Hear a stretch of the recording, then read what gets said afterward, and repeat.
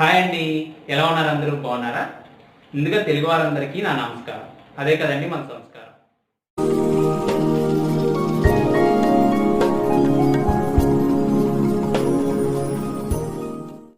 ఈరోజు ఎపిసోడ్లో మదురై శాండ్విచ్ ఉత్తప్పాన్ని తయారు చేస్తున్నాను. యూట్యూబ్లో ఈ రెసిపీ మీకు ఎక్కడా దొరకదు, ఎందుకంటే ఇది రెస్టారెంట్స్లో అందుబాటులో ఉండే రెసిపీ. మారుతున్న టేస్టులకి తగ్గట్టుగా ఈ రెసిపీని రెస్టారెంట్స్లో డెవలప్ చేశారు. మరి ఈ శాండ్విచ్ని ఎలా తయారు చేయాలో ఈ ఎపిసోడ్లో చూద్దామా?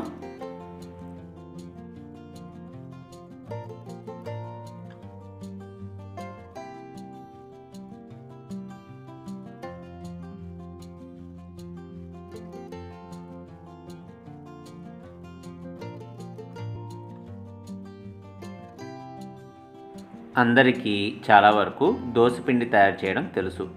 అదే దోసపిండితో మనం ఈ శాండ్విచ్ ఉత్తప్పాన్ని ఈరోజు ఈ శాండ్విచ్ ఉత్తప్పం తయారీ కోసం ముందుగా దోస ప్యాన్ తీసుకుని 2 మీడియం సైజ్ దోశల్ని పక్కన వేసుకోవాలి.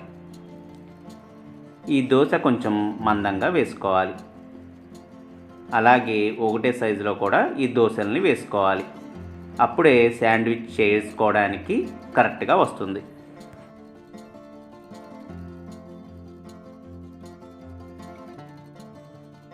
ఈ దోశలో ఒక దాని మీద మనం టాపింగ్స్ని యాడ్ చేసుకోవాలి. ముందుగా శనగ తరిగిన ఉల్లిపాయ ముక్కల్ని యాడ్ చేసుకోవాలి.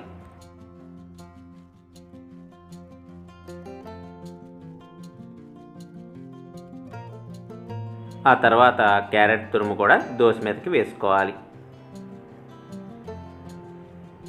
అలాగే బాగా నూనెలో వేయించుకున్న పల్లీలను కూడా దోశ మీదకి వేసుకోవాలి.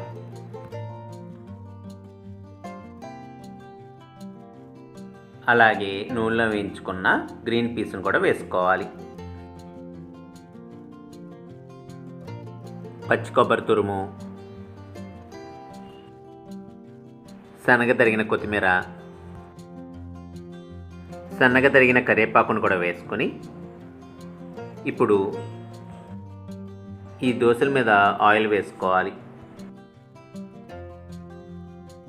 ఈ దోశ ఒకవైపు బాగా వేగిన తర్వాత ఈ దోశని పక్కన ఉన్న దోశ మీదకి వేసి గట్టిగా నొక్కాలి. ఇప్పుడు శాండ్విచ్ ఉత్తప్పాన్ని రెండో వైపు కూడా తిప్పుకొని బాగా వేయించుకోవాలి.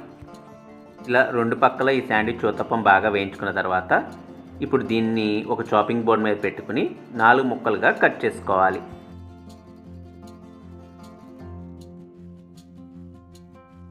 ఇలా కట్ చేసుకుంటే మదురై శాండ్విచ్ ఉత్తప్పం రెడీ అయినట్లే. దీంతో పాటుగా కొబ్బరి చట్నీ, కారపొడి, అల్లం చట్నీతో పాటు తింటే సూపర్గా ఉంటుంది. మరి లేట్ చేయకుండా ఈ రెసిపీని ట్రై చేయండి. ట్రై చేసి మీ వాల్యుబుల్ ఫీడ్బ్యాక్స్ని నా కామెంట్స్ రూపంలో తెలపండి. అలాగే ఈ వీడియో నచ్చినట్టయితే లైక్, షేర్, సబ్స్క్రైబ్ కూడా చేసుకోండి.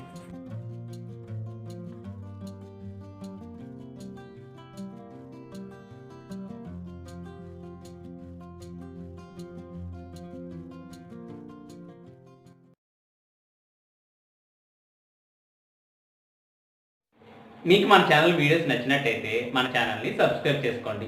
అంతేకాకుండా మీకు మన ఛానల్ వీడియోస్ అప్లోడ్ చేయగానే మీకు రీచ్ అవ్వాలంటే పక్కన ఉన్న బెల్ సింబల్ని ప్రెస్ చేయండి. మీ అందరి సహకారం మన ఛానల్కి చాలా అవసరం.